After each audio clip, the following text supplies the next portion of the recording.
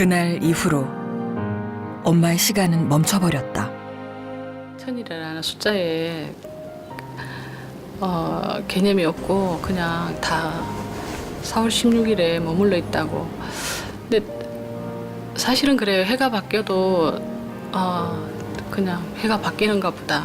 아이가 있을 때는 우리도 남들처럼 챙길 거 챙겼죠. 생일도 챙기고 뭐 명절도 챙기고 그랬는데 지금은 생일, 명절 이런 걸 안 챙겨요. 재강이가 저하고 통화할 때 헬기가 떴다 했거든요. 헬기가 떠서 엄마 지금 구조하고 있어. 나 방에 있는데 구조하고 있어. 그랬는데 안 구해줬잖아요. 안 구했잖아요. 304명의 소중한 생명을 어째서 구하지 못했는지, 왜 배가 침몰했는지 무엇 하나 밝혀진 것 없이 흘러가 버린 지난 1000일 동안 세월호 유가족에겐 하루하루가 4월 16일이었다.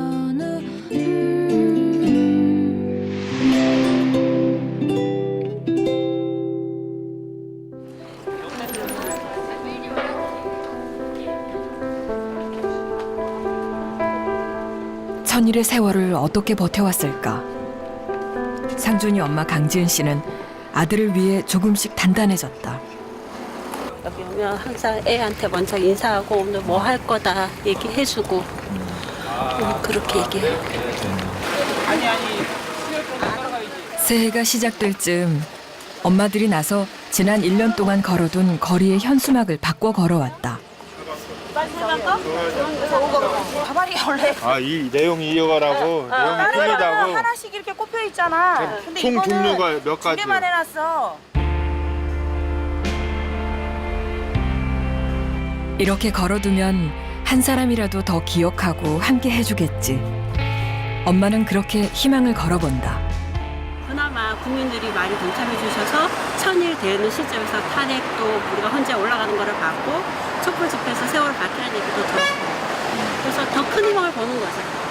그리고 이게 아직 진상규명도 안 됐고 거기에 대한 뭐 세월도 안 됐고 우리나라 사회가 아직 바뀌어지지 변화가 되지도 않았고 여전히 9명이 돌아오지 못한 채 7시간의 진실은 밝히지도 못한 채로 천일을 맞을 거라 상상하지 못했다. 그 안타까움으로 지난 석 달 동안 누구보다 유가족은 열심히 촛불 집회로 향했다. 11번째 새해 첫 촛불 집회는 세월호 참사를 추모하는 자리로 만들어졌다. 수연아 이제 내가 너 찍어줄게.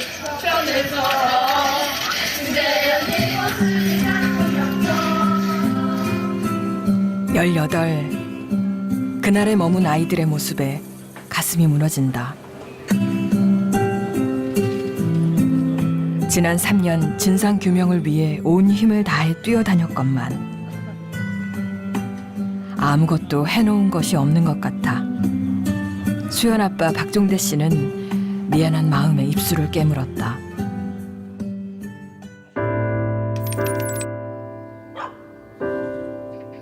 수연이네는 지난해 이사를 했다. 엄마는 아들 방을 예전 모습 그대로 꾸며놓았다. 부모님은 아직 아들을 떠나보낼 준비를 하지 못한 것이다. 날마다 4월 16일이었죠. 사실은 항상 가슴 덜컥덜컥 내려앉고 아직까지도 믿어지지 않고 솔직히 어쩌면 돌아올 수 있을 것 같다는 생각은 뭐 환상을 가지기도 하고. 환상인 줄 알면서도 아빠는 20살이 되었을 아들의 양복을 사고 때마다 좋아할 만한 선물을 사들고 온다. 이 수연이 친구와 낙원상가 같이 가서 보고 골라준 같이 그 밴드 하던 친구. 친구이자 동지, 삶의 기둥이라 말했던 아들이었다. 얘가 이제 수연이하고 친했던 친구고.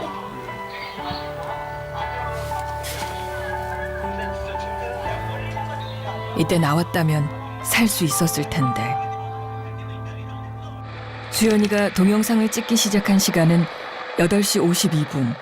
배가 30도 이상 기울었지만 충분히 빠져나올 수 있는 때였다.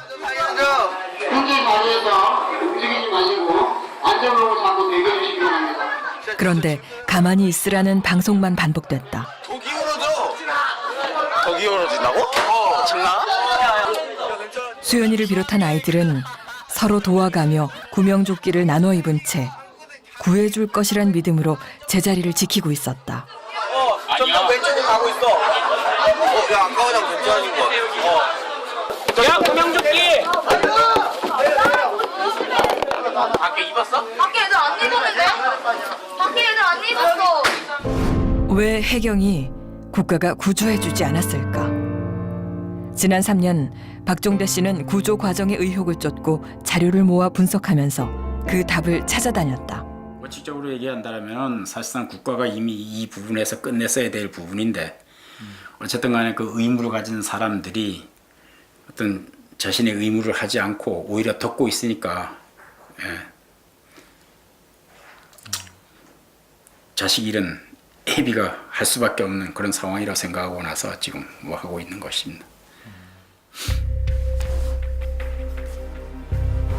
은폐에 급급했던 정부를 상대로 수없이 정보 공개도 청구했다.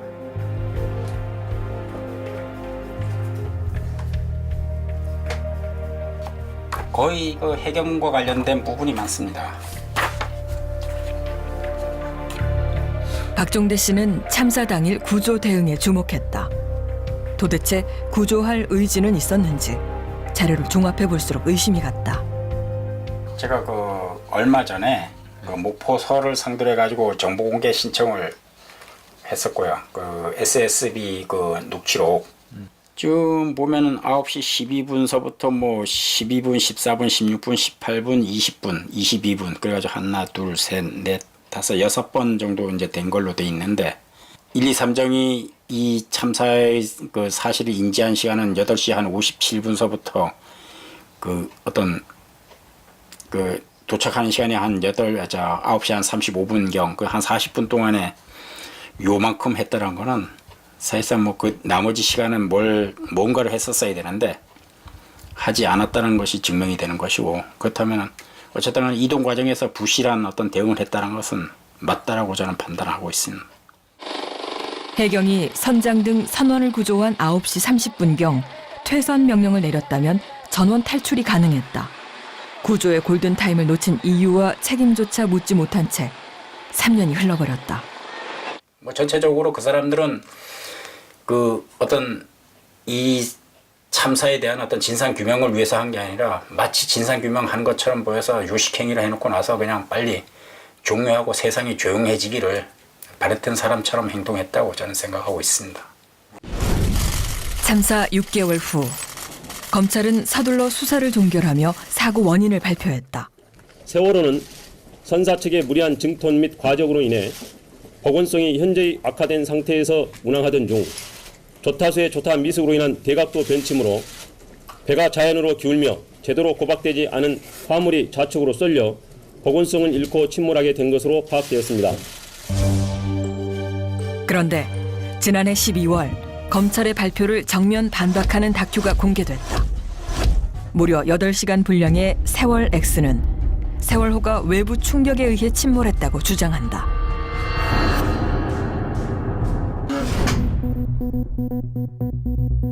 (1년) 동안 혼자 다큐를 만들었다는 자로를 직접 만나봤다. 스스로 평범한 직장인이라 소개하지만 온라인에선 네티즌 수사대로 알려진 사람이다.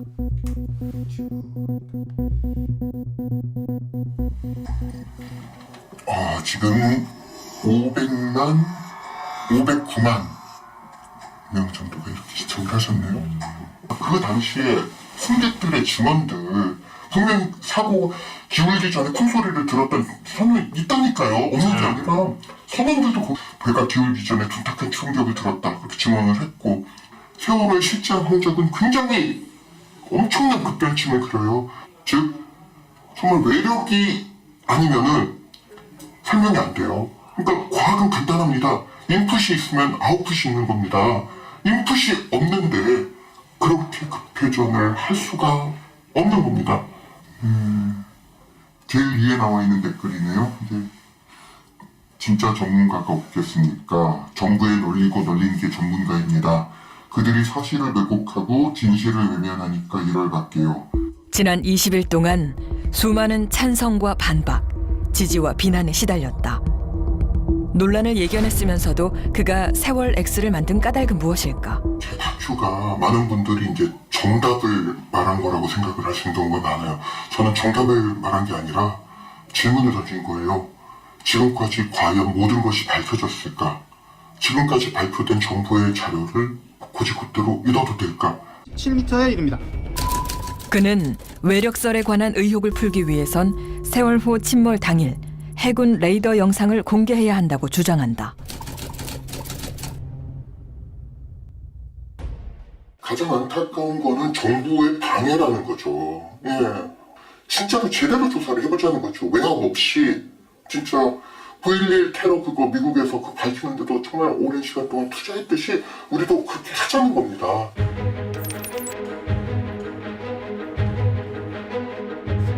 사실 유가족들은 세월호 참사 특별조사위원회가 역할을 해줄까 기대했다. 하지만 특조위는 제대로 된 결과를 내놓기도 전에 정부에 의해 지난해 6월 강제 종료됐다. 우선 정부가 여당이 특조위가 순탄하게 만들어서 잘 가는 걸 원하지 않았고요. 저희가 쭉 해오는데 하다가 그때 정부에서 보기에 마음에 안 들어서 하는 방해가 있는 거 같고, 아까 제일 처음 말씀드린 대로 그 초기부터 이거는 태어나지 말아야 될 조주로 생각하고서 하는 건 차이가 있는데 저희가 그 후자라고 보시면 되겠습니다.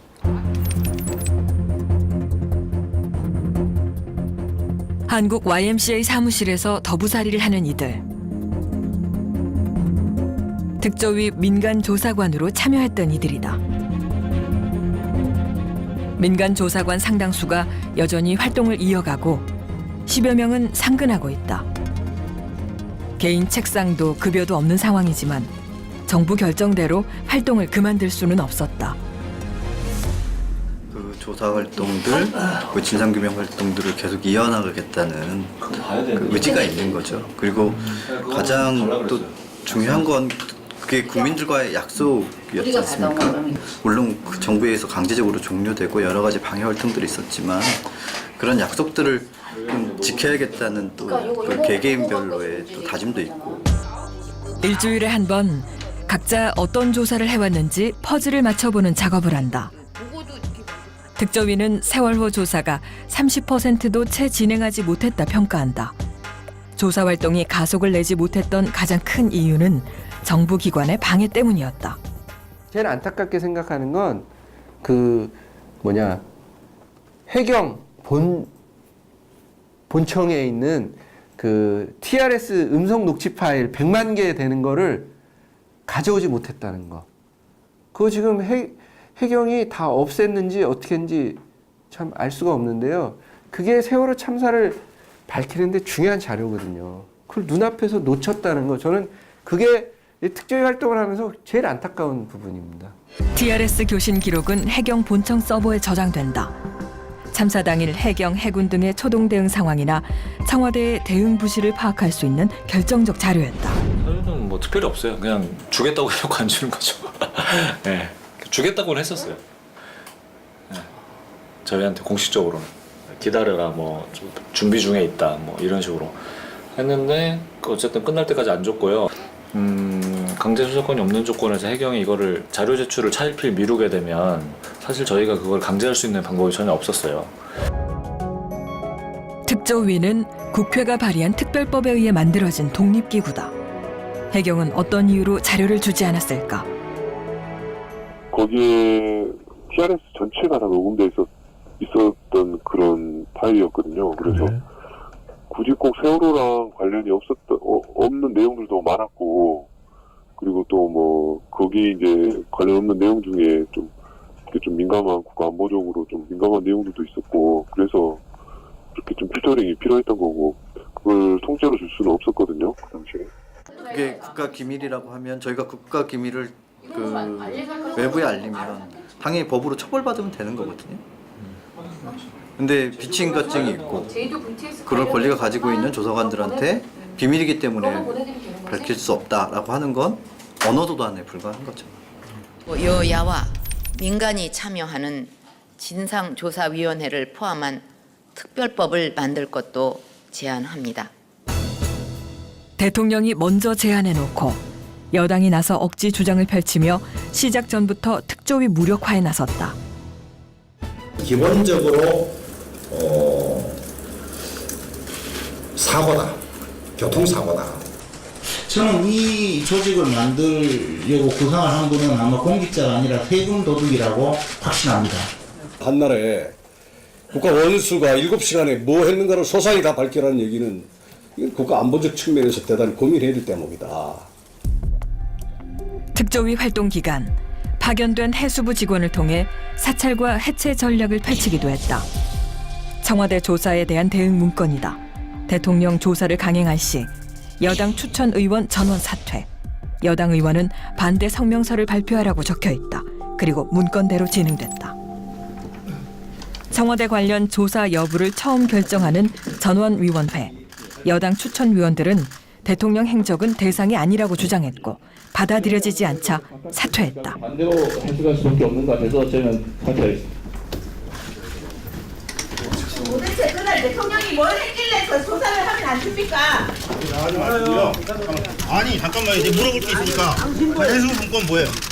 해수부 문건 뭐예요? 그걸 왜 우리한테 뭐예요? 주세요. 아니 그러니까 한번 인정 얘기하세요. 특조위가 결정적으로 강제 해산됐던 계기를 만들었던 건 BH 청와대 대응 적정성을 조사하겠다고 결정한 순간이었던 것 같아요. 예. 그때 여당 의원들이 대거 사퇴하고 해수부 문건대로 그래서 그게 아마 이제 마지노선이었던 것 같아요. 정부가 근데 그 마지노선을 넘어버린 것이죠. 그래서 그 다음에는 자동적으로 이제 종료시키는 프로세스가 가동됐던 것 같고. 일반되게 저희들이 들었던 이야기는 뭐냐면 한마디로 청와대를 빼란 얘기였어요. 특히 협상 자리에서 주호영 의원이 매우 언성을 높이면서 그랬었죠. 왜 여기서 청와대를 이렇게 들쑤시고 해집으려고 그러냐 라는 이야기를 반복적으로 그 이야기를 했던 적이 있어요. 세월호 특조위가 국민은 대통령의 사생활이 아닌 구조하지 않은 7시간의 진실이 알고 싶다.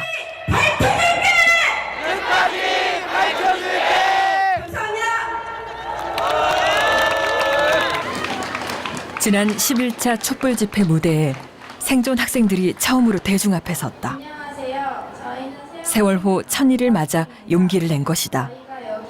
저희는 모두 구조된 것이 아닙니다. 저희는 저희 스스로 탈출했다고 생각합니다. 배가 기울고 한순간에 물이 들어와 머리끝까지 물에 잠겨 공포에 떨고 많은 친구들이 있다고 구조해달라고 직접 요구를 하기도 했으나 그들은 저희의 요구를 무시하고 지나쳤습니다. 하지만 제 친구들과 저희는 가만히 있으라 해서 가만히 있었습니다. 구하러 온다 해서 정말 구하러 와줄 줄 알았습니다. 왜 구조하지 않았나? 생존 학생을 비롯한 온 국민이 궁금해하는 그날의 진실을.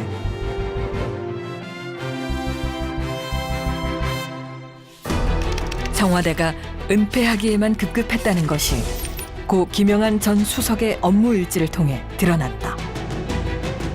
그 이후에도 구조와 관련돼서 우리가 얘기를 할 때는 그 사람을 완강하게 거부를 했고 반항을 했고 선장 선원들의 잘못, 유병원이 탐욕 이것 때문에 일어난 거지 왜 그 이상 다른 걸 이야기하면 이건 대통령 공격하는 거, 정부 공격하는 거다, 반정부적인 거라고 항상 대놓고 얘기를 했었죠. 참사 석 달째던 7월 중순까지도 청와대는 숨어야 한다고 지시하고 경호 안전상 대통령 동선을 공개할 수 없다며 대통령 비호에만 급급했다. 머리를 냈든 뭘 했든 간에 그게 그토록 목숨 걸고 지켜야 될 비밀이었을까? 근데 이런 사실 의심을 좀 해요. 뭔가 이 세월호 참사의 또 침몰 당시에 또는 구조와 관련해서 하지 말았어야 할 행위를 했던 건 아닐까? 뭐 여기까지 사실 좀 의심이 자꾸 드는 거예요. 아니, 왜냐하면 그 정도는 돼야 목숨 걸고 그걸 숨기려고 하는 게 말이 되는 거지. 단순히 뭐 주사 맞았다 아니면 뭐 머리를 했다 이걸 숨기기 위해서 그토록 집요하게 가로막고 방해하고 그걸 이유로 특조위를 해산시키고 이거는 좀 납득이 좀 안 가는 거예요. 7월, 8월에는 유가족도 청와대의 공작 대상이 됐다. 당시는 수사권, 기소권이 보장되는 특별법을 요구하며 유민 아빠 김영호 씨가 한 달 넘게 단식을 이어가던 중이었다. 단식 40일째. 결국 김영호 씨가 병원으로 후송됐다. 8월 22일이었다. 다음 날인 23일. 단식에 대한 국민 비난이 가해지도록 언론을 지도하라는 김기춘 비서실장 지시사. 단식을 만료해야지 부추기는 일 X 이렇게 써있네요. 그리고 뒤늦게 김용한 업무 일지를 보게 된 김영호 씨는 경악했다. 12일이라고 써 있어서 제가 23일부터 본격적으로 털렸거든요. 저기 일베들한테 공격받고 다 어쩐지 저 전라도 새끼들아 이러면서 일베들이 막 23일 날 또 어마어마하게 달려오기 시작해요. 이제 일베가 그날부터 23일부터 한 5천 명이 넘는 댓글이 와요. 하루에. 얼마나 정신적으로 핍박받겠어요. 김기춘 비서실장 지시가 있던 그날부터 음해성 루머가 빠른 속도로 확산됐다. 노조 출신이라는 색깔론부터 이혼한 뒤 딸을 돌보지 않았다는 개인 신상털이식 글들이 유포됐고 어버이 연합 등 친정부 단체가 근거 없는 괴담 내용을 담은 현수막까지 만들어 집회를 열기까지 했다.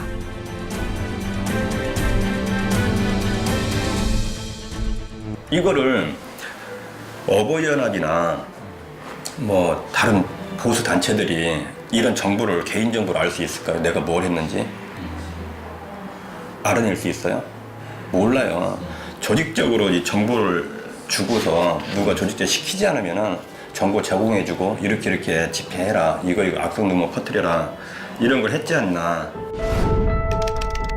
탈진해 병원으로 후송된 날 전후로 그의 주변에 이상한 일들이 벌어졌다고 한다. 주치의였던 이보라 내과 과장이 근무하던 병원으로 국정원 직원이 찾아오고 고향 어머니에게까지 사찰이 의심될 만한 전화가 걸려왔다. 저하고 1시간 얘기를 하고 이제 돌아갈 시간인데도 이제 제 생각에는 이 사람이 궁금한 게 있어서 왔을 텐데 그래가지고 저는 그냥 거꾸로 제가 그냥 이제 세월호 얘기한 거고 이제 이보라 선생이 그런 훌륭한 일을 하는데 박근혜는 뭐 하는 거냐 한참 이제 그딴 소리 하고 그랬던 거라. 부장이 저한테 전화 왔죠. 아들 몇 살 이름이 누구냐. 좀 이상하다 싶은 생각은 안 드셨고요. 글쎄요. 동네 호적계장이 동네 담당 호적계장이 그런 거나 신분조사 하는 거 아니에요? 좀 이상하죠. 이장은 부면장 부탁이었다고 말했다. 인터넷에 읽고서 인병 사람이더라. 내용만 알지 출신이다 그런 거나. 누가 혹시 와가지고 여기 사람이라고 알려주거나 그러진 않아요? 우리 인병 출신인가 그런 사람 이야기를 했어. 좀 나이 드신 양반 병문안도 갔다 왔다고 그러더라. 당신은 김 씨 고향이 어디인지 정확히 알려져 있지 않은 상황. 유가족 측은 국정원 등의 사찰이라 강하게 의심했지만 증거가 없었다. 저는 전혀 저 근처에 간 적도 없고 전화한 적도 없습니다. 저는 사실 무근이고 그거는 시간이 되면 밝혀질 거고. 그런데 뉴스타파가 김영호 사찰 의혹을 보도한 사흘 뒤인 29일 그 내용이 비서관 회의에서 상세히 보고됐다. 어떤 의미일까?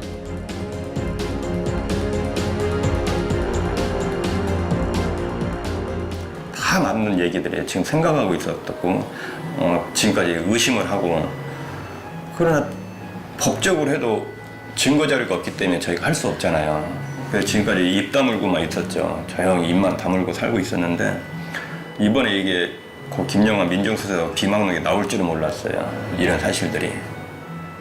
그리고 제가 얼마나 억울하냐면은 양육비 10년에 200만 원 줬다고 그랬죠. 이게 10년 이혼하고 나서 지금까지 준 거 서류상 남아있는 것마다 입출금액에서 띄워온 거예요. 은행에서 이렇게 많아요. 이게 몇 천만 원이에요, 준 게. 이걸 제가 왜 띄워가지고 다녀야 되니까. 국민적 비난을 이용한 언론 지도. 그래서 언론사들이 앞장서서 했던 거예요. 이것도 정부가 이제 국정원이 지시하에 언론들도 거기에 이제 협력을 했던 거고. 그리고 진정한 언론이라면은 원래 인터뷰 하고 나서 기자 내보낸 거 맞는 거 아닌가요?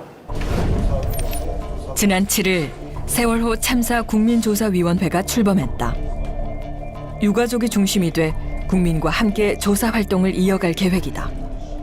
조사 과제와 자료 증거들을 모두 공개함으로써 여기에 관심이 있는 국민이라고 하면 누구든지 시민연구원으로 참여해서 자신들의 연구 성과를 국민조사위와 함께 공유하는 그러한 그러한 시스템을 구비를 하겠다는 이런 말씀입니다.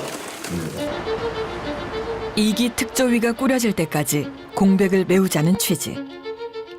지난해 발의된 새 진상규명특별법은 현재 신속 처리 법안으로 정해져 국회 통과를 기다리고 있다.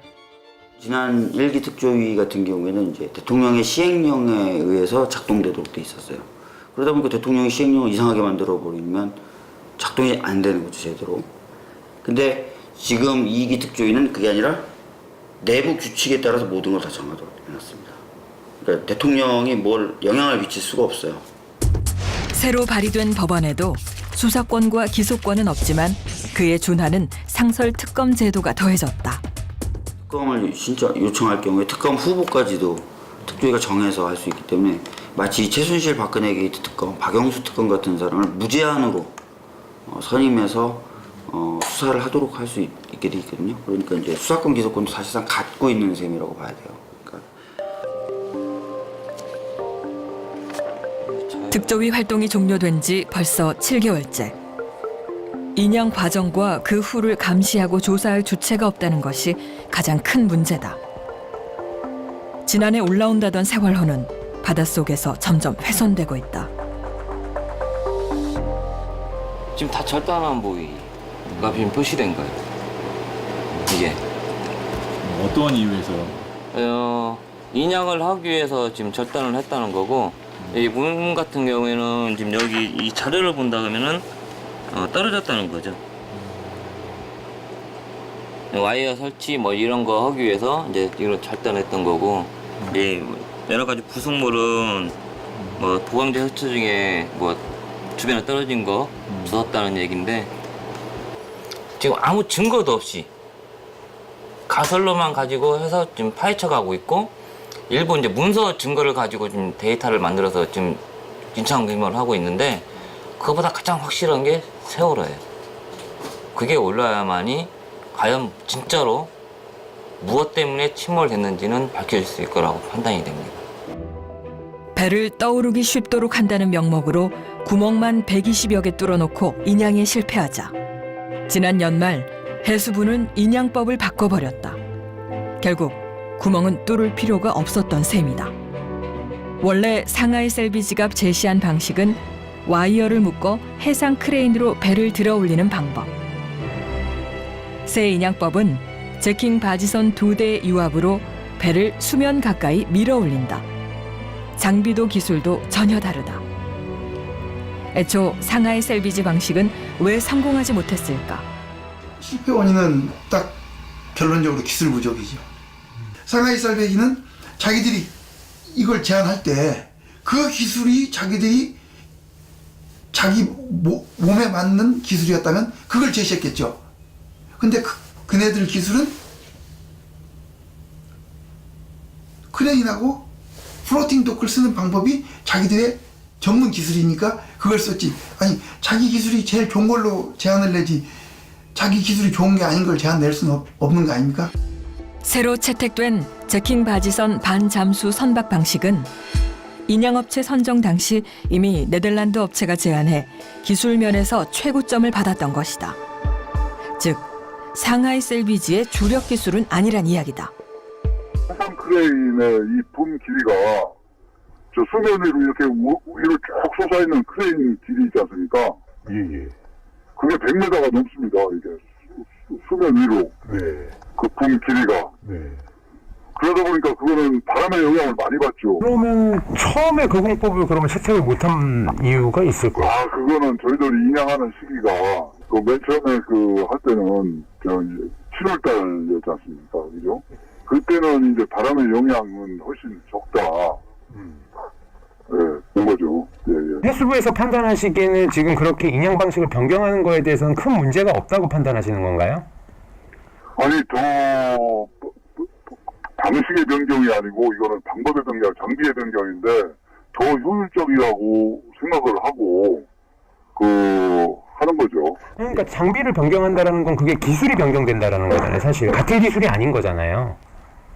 자, 그렇게 생각하지 마시고요. 장비의 변경이죠. 장비의 변경. 예.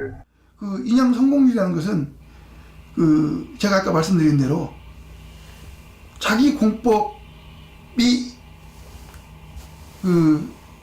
플로팅 도크에다가 크레인 아닙니까? 그걸 제시했잖아요.